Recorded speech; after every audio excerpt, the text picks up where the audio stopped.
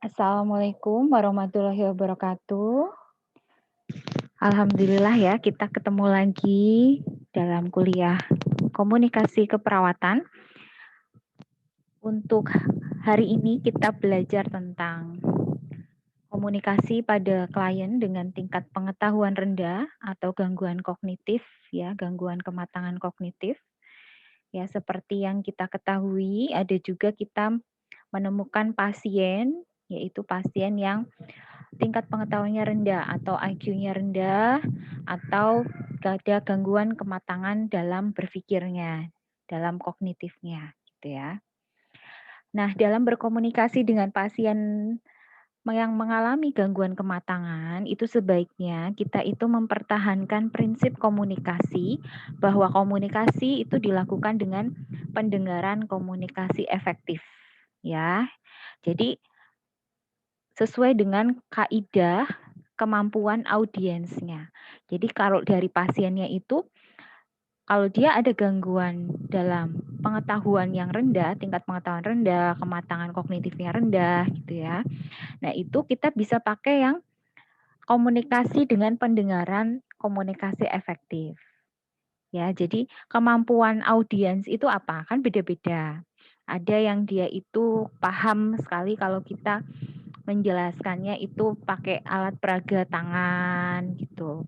Atau jelas kalau kita itu menjelaskannya pakai A, I, U, E, O yang jelas ya, atau bentuk lain bisa tulisan, bisa dengan gambar gitu, sehingga komunikasi dapat berlangsung lebih efektif.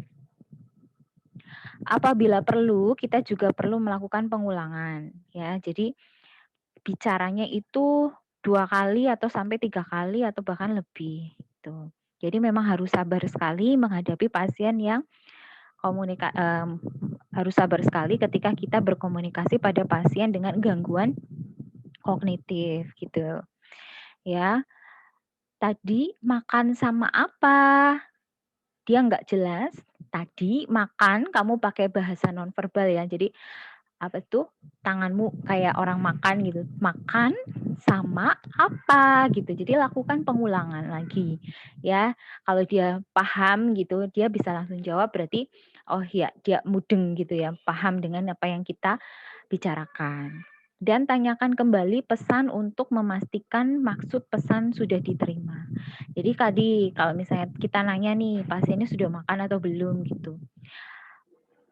Tadi makan sama apa gitu, bahasanya pun singkat-singkat, nggak perlu yang panjang-panjang gitu ya. Jadi singkat, jelas ya, singkat, jelas, mudah dipahami, dengan tambahan tidak hanya bahasa verbal saja, tapi kita juga tambahkan dengan bahasa nonverbalnya kita gitu ya. Pengulangannya itu dilakukan ya untuk memastikan tadi bahwa maksud pesan kita itu sudah diterima dengan baik.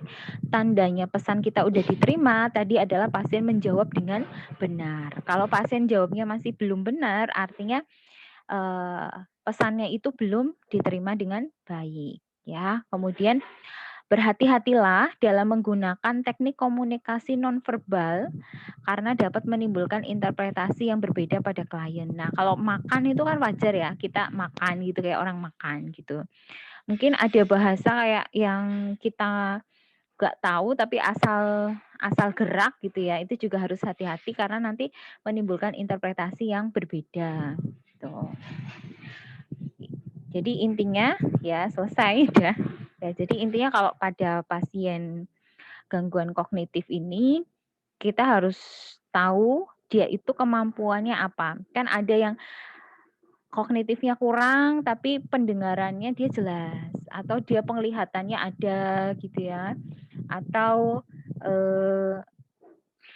selain itu dia nggak paham, nggak dengar, dengan dengar nggak bisa, tapi dia bisa membaca dengan tulisan atau gambar, itu juga bisa dengan komunikasi seperti itu. Jadi kita bawa kertas, bawa pulpen gitu ya. Seperti itu untuk komunikasi pada pasien dengan gangguan kognitif. Oke, saya lanjutkan lagi teknik komunikasi pada pasien gangguan fisik. Ya, pada teknik komunikasi gangguan fisik ya. Sebentar ya. Saya share screen.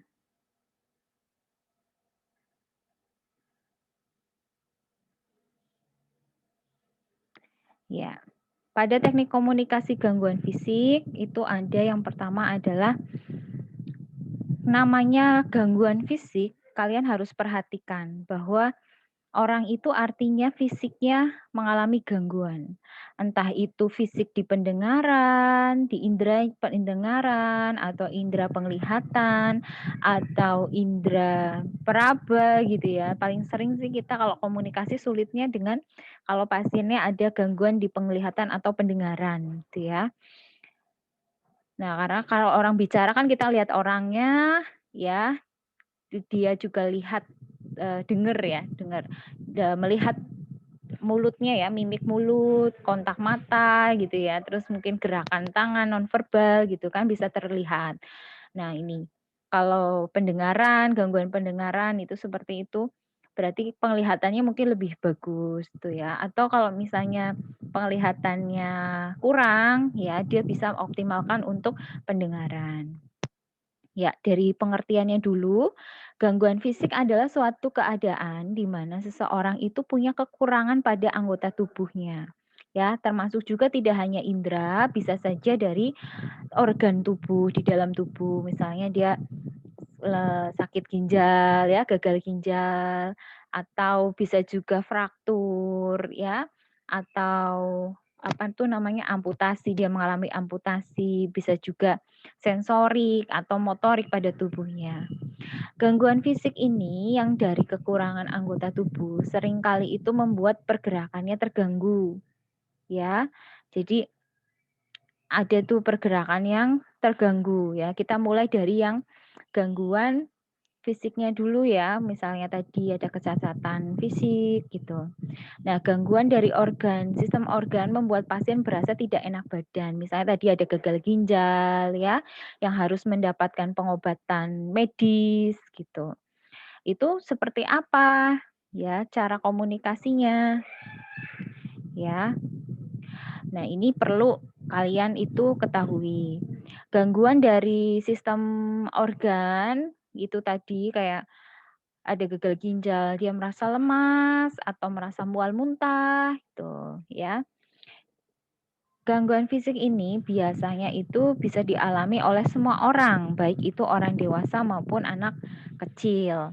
Untuk orang dewasa, gangguan fisik ini dimungkinkan karena faktor-faktor eksternal seperti adanya terjadi kecelakaan yang menyebabkan rusaknya anggota tubuh atau organ tubuh sehingga timbul keterbatasan atau sakit stroke misalnya ya yang dia ada keterbatasan fisik gitu. Gangguan fisik yang dialami oleh anak kecil itu dikarenakan oleh faktor bawaan ya, seperti yang pertama adalah kelainan pada sistem otaknya atau cerebral pada sistem saraf pusat gitu. Gangguan fisik ini juga disebabkan oleh adanya luka pada otak yang mempengaruhi kemampuan menggerakkan. Ya, jadi memang kayak ada cerebral palsy gitu ya. Kemudian gangguan motorik, gangguan bergerak. Pada kelainan-kelainan pada sistem muskuloskeletal seperti otot, sistem otot dan sistem rangka, ya gangguan fisik dialami anak-anak karena ada cacat fisik dari bawaan, bisa dari lahir sudah ada cacat fisik gitu ya, ada kelemahan, kemudian ada penyakit otot atau tulang ya, gangguan-gangguan ortopedik atau gangguan-gangguan tulang tuh. Kemudian gangguan kesehatan yang mempengaruhi kemampuan fisik antara lain ada asma, ya, hemofilia, ya, faktor pembekuan darah gitu ya. Kan ada tuh anak kecil yang sudah sakit kanker darah gitu ya. Nah, gangguan fisik dan kesehatan itu dapat terjadi sebelum lahir dan sesudah lahir.